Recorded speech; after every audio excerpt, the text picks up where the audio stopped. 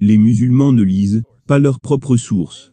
Ils écoutent aveuglément leurs dirigeants et leurs apologistes, qui leur disent que Mohammed était l'homme le plus merveilleux qui ait jamais vécu.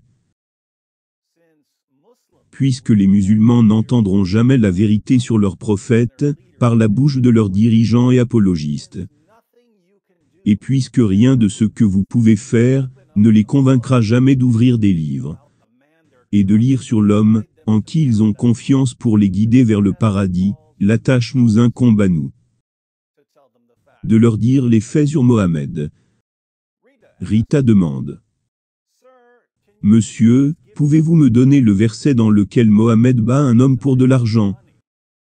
Je voudrais montrer vos vidéos à mon ami musulman. Eh bien, Rita, je n'ai pas dit que Mohammed a battu un homme pour de l'argent. J'ai dit que Mohammed a torturé un homme pour de l'argent. Et la torture était bien pire qu'une simple raclée. Lisons le passage. Le contexte est la bataille de Khaybar, où les musulmans ont lancé une attaque surprise contre une colonie de juifs, qui ne se doutaient de rien. Les musulmans ont vaincu les juifs, et l'un de leurs trésoriers, un juif nommé Kinana, savait où leur trésor était caché.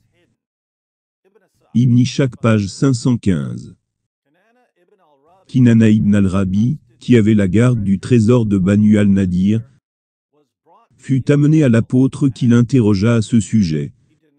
Il nia qu'il savait où il se trouvait.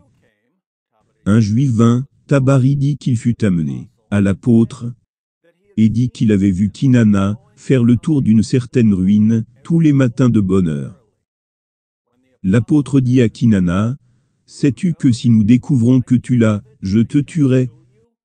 Il répondit, « Oui. » L'apôtre donna l'ordre de fouiller la ruine, et une partie du trésor fut trouvée. Lorsqu'il lui demanda le reste, il refusa de le produire. L'apôtre donna donc l'ordre à Al-Zubar ibn al-Awwam. Torturez-le, jusqu'à ce que vous lui arrachiez ce qu'il a. Il alluma donc un feu, avec du silex et du fer sur sa poitrine, jusqu'à ce qu'il soit presque mort. L'apôtre le livra alors à Mohammed ben Maslama, qui lui trancha la tête, pour venger son frère Mamou. Kinana savait donc où était caché le trésor, mais il refusa de le dire à Mohammed. Mohammed a ordonné à l'un de ses disciples de torturer Kinana. Et Al-Zubar a utilisé du silex et du fer, pour allumer un feu sur la poitrine de Kinana. Cela signifie bien sûr, que Mohammed a approuvé la torture brutale, comme méthode pour extraire des informations de ses ennemis. Nous pourrions maintenant entrer dans les détails. Le fait que Mohammed a pris pour lui la femme de Kinana, Safiya ben Huyei, après la bataille de Khaybar. Le père de Safiya, Huyei, a été décapité par les musulmans, pour s'être opposé à Mohammed.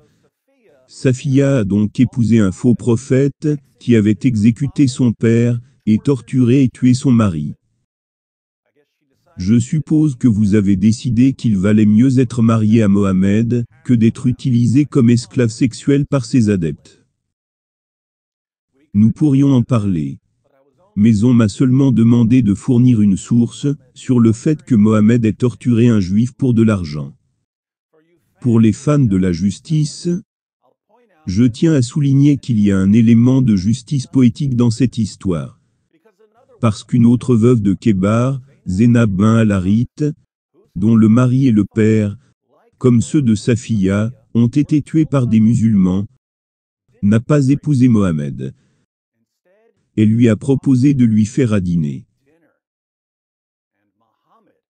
Et Mohammed, génie tactique, a accepté l'offre d'un repas fait maison, de la part d'une femme dont la famille venait d'être massacrée, au nom d'Allah. Inutile de dire que la nourriture était empoisonnée. Mohammed a recraché la plupart des aliments, mais le mal était fait. Le prophète de l'islam a passé les 3 années suivantes à souffrir. Et il est finalement mort, se vautrant dans une misère effrayante à cause des dommages internes causés par le poison. Mohammed a souffert bien plus que Kinana. Quelle est la morale de cette histoire?